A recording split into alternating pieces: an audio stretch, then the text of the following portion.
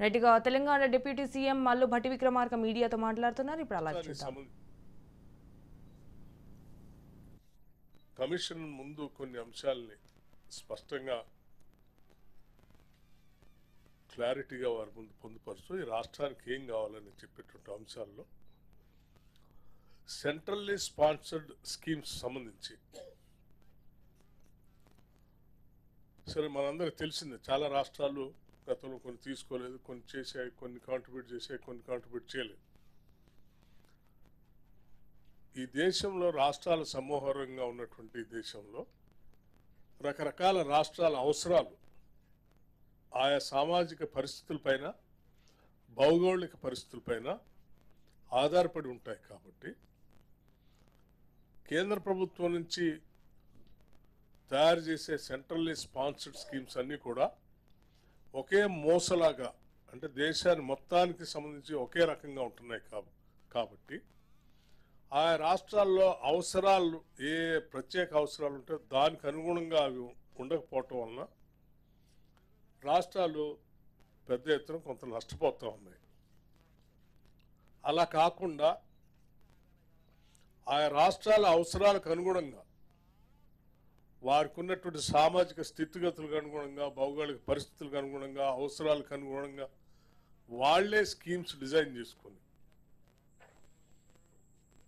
ఆ రాష్ట్రాలకు సూట్ అయ్యేటువంటి స్కీమ్స్ డిజైన్ చేసి కేంద్రానికి ప్రపోజల్ సబ్మిట్ చేస్తే ఆ సెంట్రల్లీ స్పాన్సర్ స్కీమ్స్లో ఏ రకంగా అయితే మీరు 60-40 రేషియోలో నిధులు సమకూరుస్తారో, 60% కేంద్రం, 40% రాష్ట్రం నుంచి సమకూర్చి ఆ స్కీమ్స్ని ఇంప్లిమెంట్ చేస్తాము.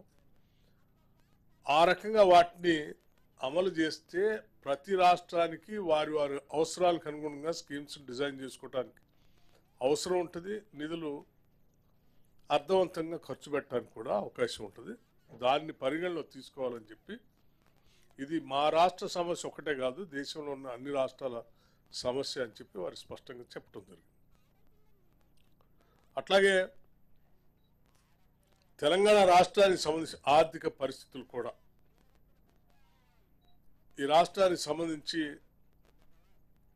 ధనిక రాష్ట్రంతో ఉన్నటువంటి రాష్ట్రంలో గత 10 ఏళ్లు పాలన చేసినటువంటి ప్రభుత్వాలు విపరీతమైనటువంటి అప్పులు చేసి ఆ అప్పులు భారం పెరిగిపోయి ఈరోజు అది ఏ స్థాయికి వెళ్ళింది అంటే, ప్రతి నెల రాష్ట్ర ప్రభుత్వం ఇచ్చేటువంటి జీతాలు 5,000 కోట్ల రూపాయలు ఉంటే అప్పులు వడ్డీలు కట్టేటువంటి డబ్బులు జీతాలు కట్టేటువంటి డబ్బుల కంటే ఎక్కువగా ఉంటున్నాయి. 5,200 కోట్ల రూపాయలు ప్రతి నెల ఈ అప్పులు, ఆ ప్రిన్సిపల్ అమౌంట్ కట్టడానికి అయిపోతా ఉంది. దీనికి ప్రధాన కారణం విపరీతంగా తీసుకొచ్చినటువంటి అప్పులు. ఆ అప్పులు కూడా ఎక్కువ రేట్ ఆఫ్ ఇంట్రెస్ట్ తెచ్చిన అప్పులు కూడా కావటం. కేంద్ర ప్రభుత్వాలతో మేము ఫైనాన్స్ కమిషన్ దృష్టి తీసుకొచ్చింది ఏంటంటే, సరే ఇప్పుడు ఆ తీసుకొచ్చిన అప్పుల్ని ఆనాడు వాళ్ళు తెచ్చి ఖర్చు పెట్టిపోయారు. అప్పులు 10 ఏళ్ల తర్వాత కట్టాల్సిన కండిషన్తో తెచ్చిన అప్పులు ఇప్పుడు మేము అధికారం రాగానే ఆ అప్పులు కట్టే బాధ్యత మా మీద పడింది. ఆ కట్టే భారం రాష్ట్ర అభివృద్ధి అవసరాలకి తీర్చడానికి ఏమాత్రం వెసులుబాటు కాకుండా అప్పులు కట్టడానికి ధనవంతం అయిపోతాం. అందుకోసమని కొంత వెసులుబాటు కలిగించమని, అంటే రీస్ట్రక్చరింగ్ చేయమని అడిగాం.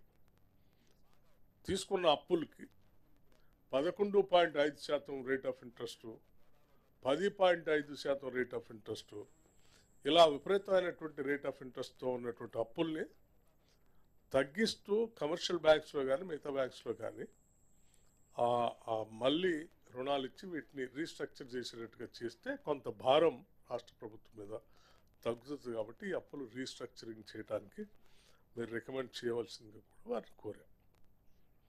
అట్లాగే ఇంకా ఇన్ఈక్వాలిటీస్, ఈ ఫైనాన్స్ కమిషన్ వాళ్ళు సరే రాష్ట్రాలు కేంద్ర ప్రభుత్వం నుంచి ఇచ్చేటువంటి నిధులకు సంబంధించి రికమెండేషన్ చేసే ప్రక్రియలో భాగంగా మేము రాష్ట్ర ప్రభుత్వం నుంచి ఏం కోరామంటే వాటిని కేంద్రం నుంచి ఇచ్చేటువంటి నిధుల్లో, రాష్ట్రాలకు ఇచ్చే నిధుల్లో ఇప్పుడున్నటువంటి 41% కాకుండా 50%, 50-50 అంటే కేంద్రం 50, మిగతా 50% రాష్ట్రాలకి ఇచ్చే విధంగా మీరు రికమెండ్ చేయండి అని అడిగాం. దీనివల్ల కొంత రాష్ట్రాలకి ఆర్థికపరమైనటువంటి వెసులుబాటు దొరికి వారి ఆర్థిక ప్రణాళికలు లేకపోతే పెట్టుబడుల ప్రణాళికలు చేసుకోవడానికి అవకాశం ఉంటుందని. అట్లాగే నిధులు కేటాయించేటువంటి ప్రక్రియలో పర్ క్యాపిటా ఇన్కమ్ ఆధారంగా చేసుకొని ఆ డిస్టెన్స్ని, గ్యాప్ని లెక్క కడుతూ ఆ గ్యాప్ నుంచి ఎంత దూరంగా ఏ రాష్ట్రాలు ఉన్నాయో ఆ రాష్ట్రాలకు ఎక్కువగా ఇచ్చుకునేటువంటి ప్రక్రియ ఈ విధానంలో ఉంది. సో దాంట్లో భాగంగా గతంలో వేరే రాష్ట్రాలు, హర్యానా లాంటి రాష్ట్రం పర్ క్యాపిటా ఎక్కువ ఉంటే దాని నుంచి దూరంగా ఏ రాష్ట్రాలు ఉన్నాయని లెక్క కట్టేవాళ్ళు. సరే, ఇప్పుడు తెలంగాణ రాష్ట్రం పర్ క్యాపిటా ఇన్కమ్ హైయెస్ట్ ఇన్కమ్గా ఉంది. సో దీన్ని పరిగణలో తీసుకొని దీని నుంచి దూరంగా ఉన్న రాష్ట్రాలు ఎవరున్నా వాళ్ళు అక్కడి నుంచి ఎక్కువగా ఇచ్చుకుంటూ వచ్చే ప్రక్రియ మొదలు పెడితే తెలంగాణ రాష్ట్రం పెద్ద ఎత్తున నష్టపోతుంది. ఈ పర్ క్యాపిటా ఇన్కమ్నే మీరు ఆధారంగా చేసుకొని పంచే కార్యక్రమం కూడా కరెక్ట్ కాదు. దానికి కారణం ఏంటంటే పర్ క్యాపిటా ఇన్కమ్ని లెక్క కట్టేటప్పుడు రాష్ట్రంలో ఉన్న అందరి ఆదాయాన్ని లెక్కగట్టి ఇగో ఇంత ఇన్కమ్ ఉందని చూపిస్తూ ఉన్నారు. కానీ తెలంగాణ రాష్ట్రం కొన్ని ప్రత్యేకమైన పరిస్థితులు ఉన్నాయి. ఇక్కడ మిగతా రాష్ట్రాల కంటే కూడా భిన్నమైనటువంటి సామాజిక అసమానతలు, సంపద సృష్టించే రంగాలు కొద్ది మందికి అందుబాటులో ఉండేటువంటి వ్యవస్థ ఇక్కడ కొన్ని శతాబ్దాలుగాను దశాబ్దాలుగాను ఉంది. ఇక్కడ దానివల్ల వనరులు కొద్ది మందికి అందుబాటులోకి వచ్చి ఆ వనరులు అందుబాటులో ఉన్నటువంటి వాళ్ళ దగ్గరేమో ఆదాయం విపరీతంగా పెరిగింది. వనరులు అందుబాటులో లేనటువంటి వాళ్ళు చాలా పేదరికంలో ఉన్నారు. దానికి ఉదాహరణగా రంగారెడ్డి జిల్లాలో సంగారెడ్డిలోనో లేకపోతే మిగతా ప్రాంతాల్లో ఉన్నటువంటి పర్ క్యాపిటా ఇన్కమ్ చూస్తే చాలా హైయెస్ట్ ఉంది. అదే రంగారెడ్డి జిల్లా పాత జిల్లాలో ఉన్నటువంటి వికారాబాద్ చూస్తే లోయెస్ట్, అత్యంత లోయెస్ట్గా ఉంది.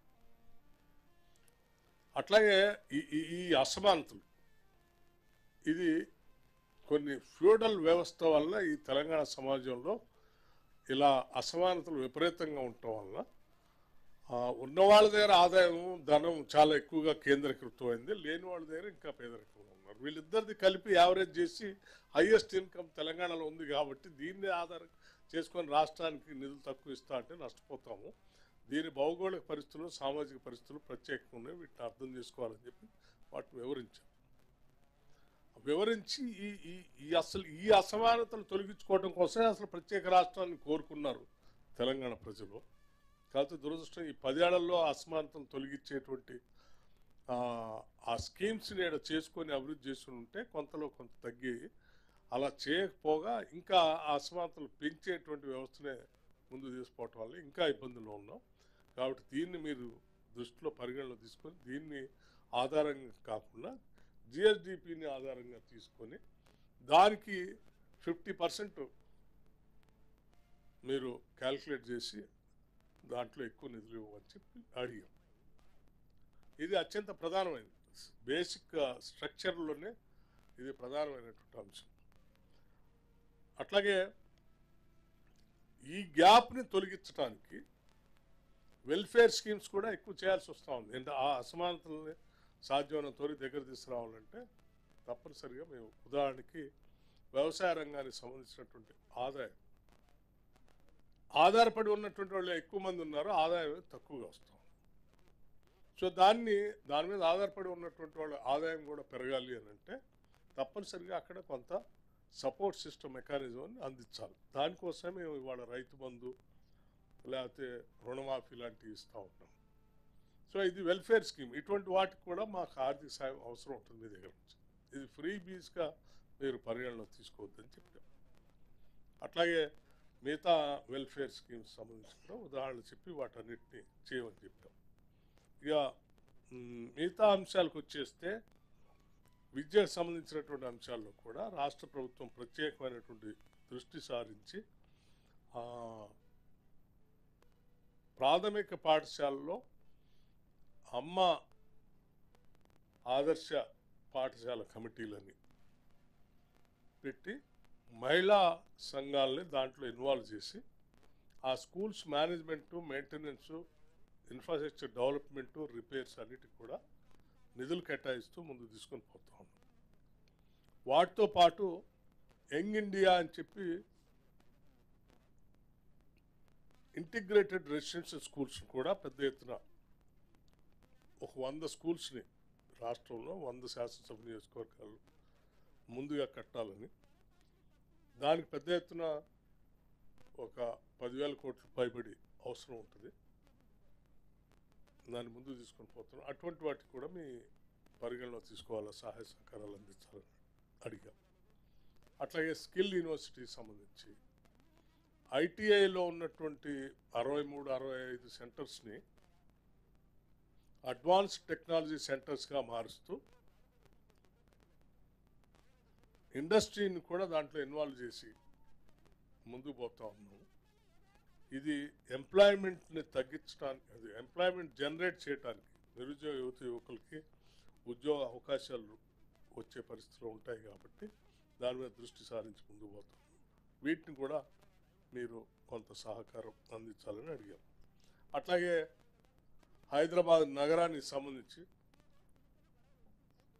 మూసీ రివర్ రిజర్వేషన్,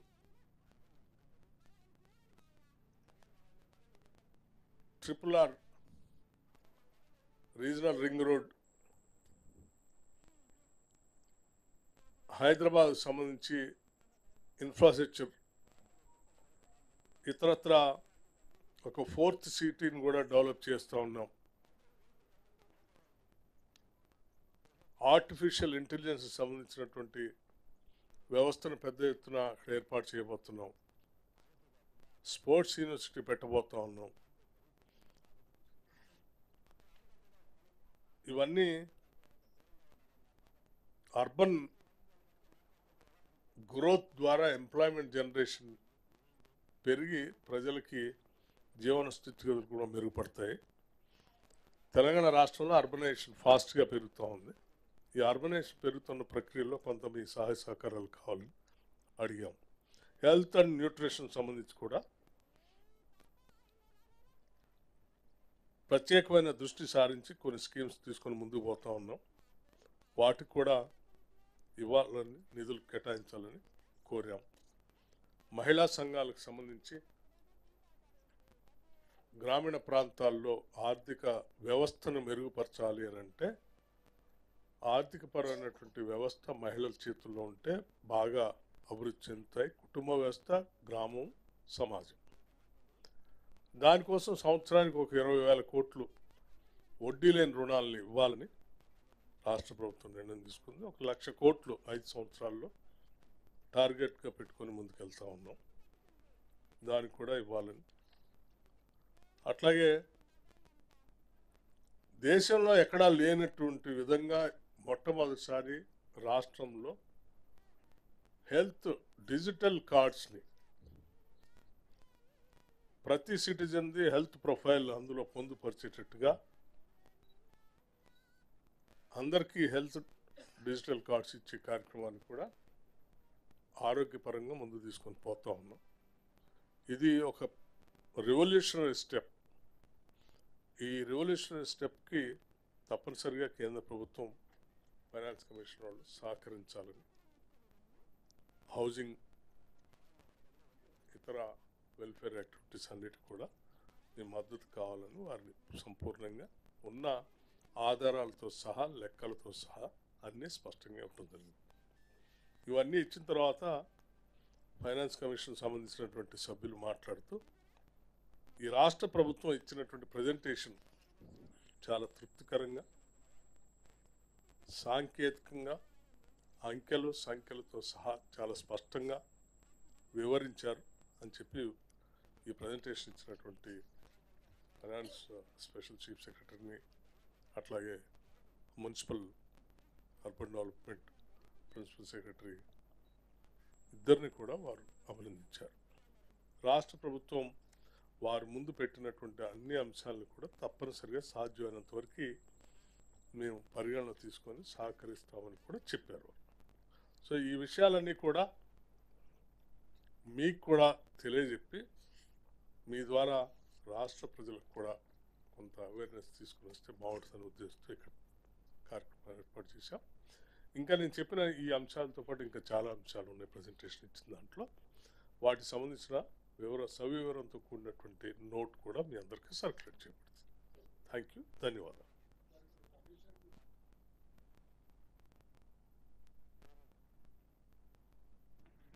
నేను ఇంకోటి మర్చిపోయాను.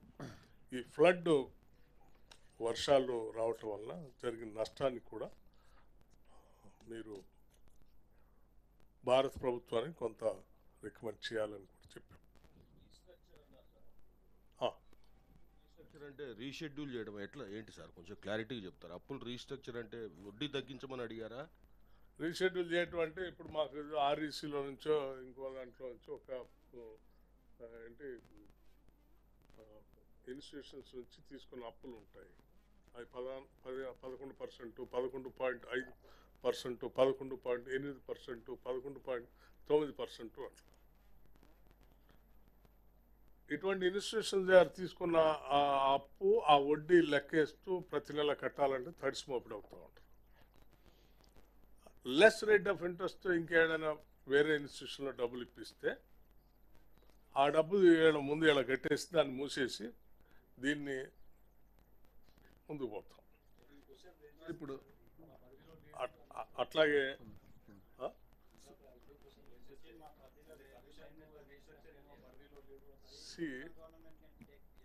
కరెక్ట్. దానికి సంబంధించి మేము ఇప్పటికే భారత ప్రధానమంత్రి గారిని కలిసాం, భారత ఆర్థిక శాఖ మంత్రి గారిని కూడా కలిసాం. నేను ముఖ్యమంత్రి గారు ఇద్దరం రాతపూర్వకంగా వారికి దరఖాస్తు కూడా ఇచ్చాం. సో మాకు అంది వచ్చిన ప్రతి అవకాశాన్ని ప్రతి సెంటర్ దగ్గర కూడా ఈ అంశాన్ని వారి దృష్టికి తీసుకొచ్చాం. మీ పరిధిలో ఉన్నా లేకపోయినా మీరు కనీసం ఆ మాట సాయమైనా చేయండి అని చెప్తాం. ఎందుకంటే ఉన్న ఆర్థిక ఫైనాన్స్ కమిషన్కి రాష్ట్రంలో ఉన్నటువంటి ఆర్థిక పరిస్థితులు మనకున్న ఇబ్బందులు వాళ్ళకి తెలిస్తే వాళ్ళ పరిధిలో ఉన్నా లేకపోయినా వాళ్ళు కనీసం సంబంధించినటువంటి శాఖలతో మాట్లాడినప్పుడు ఈ రాష్ట్రాల్లో ఈ పరిస్థితి ఉత్పన్నమైంది, ఏమైనా అవకాశం ఉంటుంది చూడండి. సార్ ఇప్పుడు నిన్న BJP MP Etela Rajendra finance commission submit చేసిన రిప్రజెంటేషన్లో తెలంగాణలో ఇంతకుముందు బీఆర్ఎస్ గవర్నమెంట్ కానీ ఇప్పుడు కాంగ్రెస్ గవర్నమెంట్ కానీ ఈ సెంట్రల్ గవర్నమెంట్ ఇచ్చిన ఫండ్స్ని ఇష్టమైనట్టు డైవర్ట్ చేస్తున్నారు. ఈ డైవర్ట్ చేసే స్టేట్స్ని బాగా కఠినంగా శిక్షించేటట్టుగా రూల్స్ పెట్టండి, మీరు రికమెండ్ చేయండి అని వాళ్ళు దాంట్లో రిప్రజెంటేషన్లో క్లియర్గా కమిషన్ని కోరారు. అది వారి ఆలోచన ఉండొచ్చు, భారతీయ జనతా పార్టీకి సంబంధించిన పార్లమెంట్ సభ్యులది, లేకపోతే వారి పార్టీ ఆలోచనే ఉండొచ్చు. డైవర్షన్ చేస్తున్నారని నేను చెప్తున్నాను, వారి ఆలోచనే ఉండొచ్చు. ఈ రాష్ట్ర ప్రభుత్వ ఆలోచనని నేను మీ ముందు చాలా స్పష్టంగా చెప్పాను. సరే, గత ప్రభుత్వం అంటే ఆ గత ప్రభుత్వాలు సెంట్రల్ స్పాన్సర్డ్ స్కీమ్స్ని వాడుకున్నాయా లేదా అది వారు కూడా తెలుసు. వారు అప్పుడు అందులోనే ఆర్థిక శాఖ మంత్రి పనిచేశారు. కాబట్టి మేము వచ్చిన దగ్గర నుంచి మేము ఆలోచన చేసింది ఏంటంటే తప్పనిసరిగా ఈ స్కీమ్స్ వాడుకోవాలని. వాడుకునే క్రమంలో అవి ఆ రాష్ట్రాలకి సూట్ అయ్యేటువంటి స్కీమ్స్ అయి ఉంటే ప్రజలకు ఉపయోగపడతాయి. నీకు ఎండ బాగా ఉంటే విపరీతంగా ఎండ ఉన్నవాడికి నేను ఉలెన్ కోట్ ఇస్తే వేసుకో అంటే ఉపయోగం ఉంటుంది. చలి ప్రాంతాల్లో ఉన్నటువంటి వాడికి ఉలెన్ కోటను లేకపోతే రగ్ ఇస్తే ఉపయోగం ఉంటుంది. 46-47 ఎండ వచ్చేవాడికి కాటన్ షర్ట్ ఇస్తే ఉపయోగం ఉంటుంది. నేను ఒకటే ఇస్తా అంటే ఈ షర్ట్ వాడికి ఇచ్చినా వాడికి ఉపయోగం ఉండదు, వాళ్ళ కోట్ నాకు ఇచ్చినా నాకు ఉపయోగం ఉండదు. నాకు కావాల్సింది నాకు సూట్ అయ్యేది నేను పర్మిట్ చేస్తే నేను స్కీమ్ డిజైన్ చేసుకుంటాను. ఏ స్టేట్కి కావాల్సింది వాళ్ళు డిజైన్ చేసుకుంటే ఆ డిజైన్ ప్రకారం మీరు అదే రేషియోలో డబ్బులు వేయండి అని అడుగు. ఇది రాష్ట్రాలకు మేలు జరుగుతుందని. సో ఈ పద్ధతిని పరిశీలించమని వారికి చెప్పాను. ఇది మా ఆలోచన.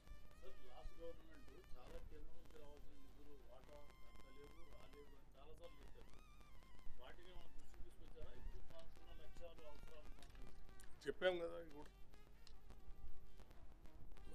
గత ప్రభుత్వాల టైంలో సెంట్రల్లీ స్పాన్సర్ స్కీమ్ కింద వచ్చినటువంటి వాటిని వాళ్ళు ఆడుకోలేదు, పక్కన పెట్టారు. వాటన్నిటినీ మేము మళ్ళీ చాలా స్పష్టంగా మేము ఇప్పుడు మాత్రం కంపల్సరీ సెంట్రల్ స్పాన్సర్ స్కీమ్స్ని మేము వాడుకుంటాం. దానికి సంబంధించిన డబ్బు మా రేషియో ఎంత అవసరం ఉంటే అంత కడతాం అని చెప్తూనే మా రాష్ట్ర అవసరాలకు ఉపయోగపడేటువంటి స్కీమ్స్ తయారు చేస్తే అది ఇంకెక్కువ పెద్ద మొత్తం మా డబ్బుకి మా ప్రజలకు ఉపయోగపడుతుంది.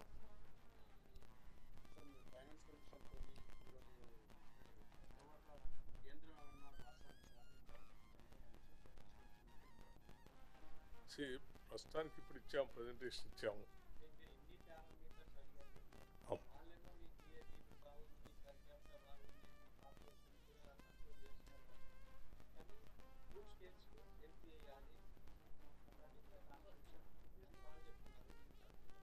ఇప్పుడు మేము కూడా స్టేట్స్కి హెల్ప్ చేయొద్దని చెప్పట్లేదు.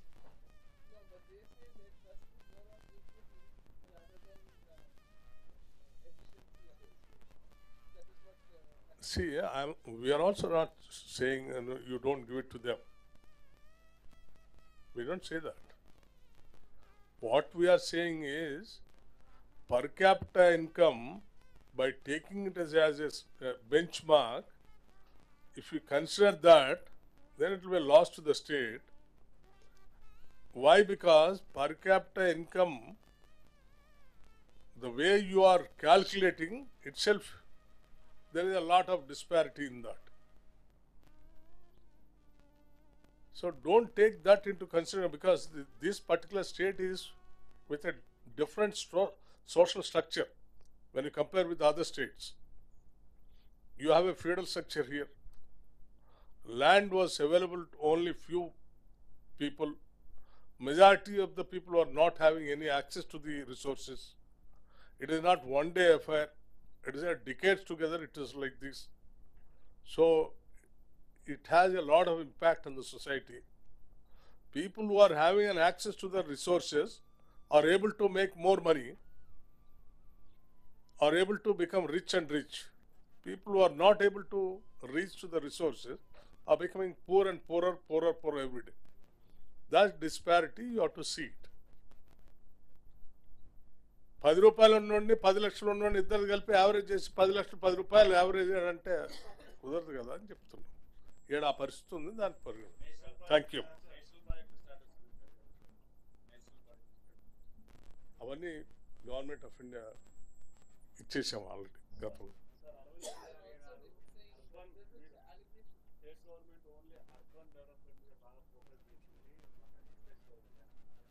అమ్మా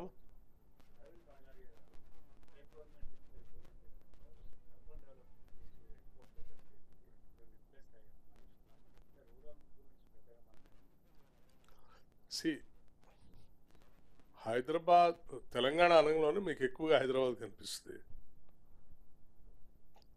హైదరాబాదు ఔటర్ రింగ్ రోడ్డు, తర్వాత రీజనల్ రింగ్ రోడ్డు ఇన్కమ్ ఎక్కువ ఇక్కడ నుంచి వస్తూ ఉంటుంది.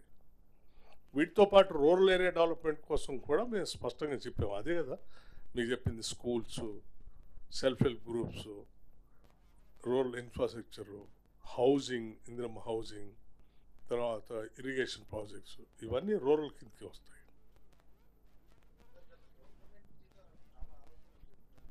ఎవరు ఇప్పుడు నేను చెప్పినవన్నీ కూడా, I think you might have followed it, నేను చెప్పినవన్నీ కూడా ఈ రాష్ట్రానికి ఇప్పుడు రేపొద్దున ఏం కావాలో అవి చెప్పాను.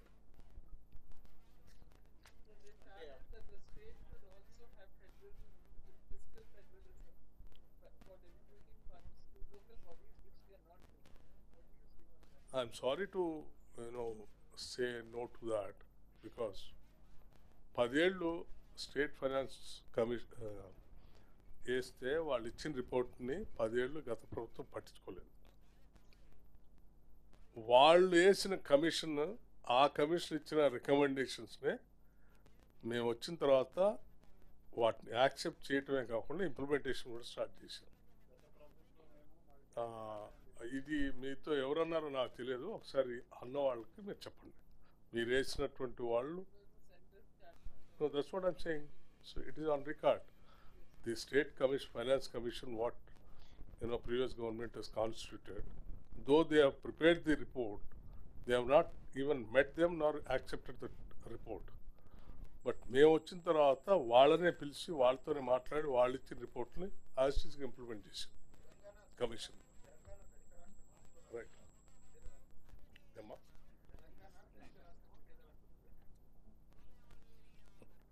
అంటే what exactly you want to know about it? మీరు ఏం తెలుసుకోవాలనుకుంటున్నారు?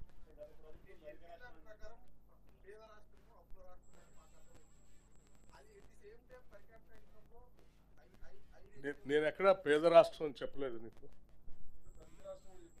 ధనిక రాష్ట్రం అని చెప్పలే నీకు, పేద రాష్ట్రం అని చెప్పలే. నేను ఉన్న ఆదాయం గురించి చెప్పా, ఉన్న ఆదాయం చెప్పా, పర్ క్యాపిటల్ ఇన్కమ్ లెక్క కట్టేటప్పుడు ఉన్న డిస్పారిటీ గురించి చెప్పా.